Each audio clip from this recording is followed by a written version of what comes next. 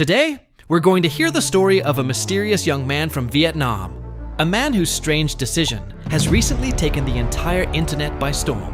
One day, he made a choice that most people wouldn't even dare to imagine. He decided to leave everything behind.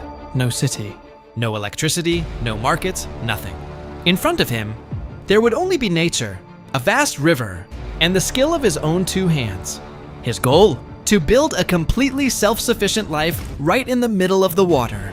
It may sound unbelievable, but this dream pulled him deep into the dense rainforest of Vietnam, to a remote and silent river surrounded by wild jungle, unknown dangers, and absolute isolation.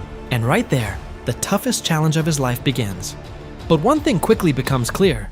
He's not just building a house. He's building his future. A future where there are no conveniences, no preparation, only creativity, skill, and determination. And in today's world, the people who learn new skills and think differently are the ones who truly prepare themselves for the future. So how did he start? First, he needed a strong foundation. After exploring his surroundings, he discovered the perfect material: bamboo. Strong, lightweight, and naturally able to float on water. But there was a problem. He had no nails. So instead of modern tools, he used an ancient building technique.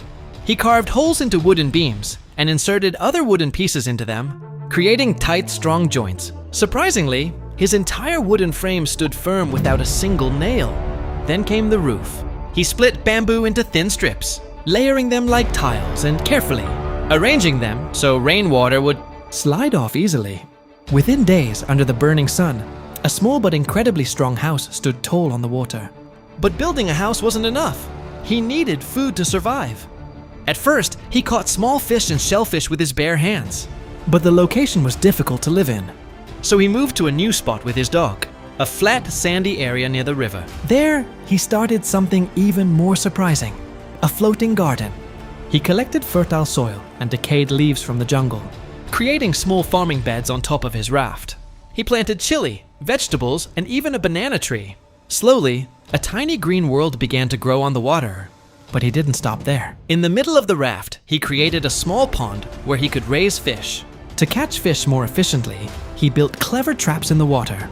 One day, his trap caught a large catfish. Since staying in one place wasn't always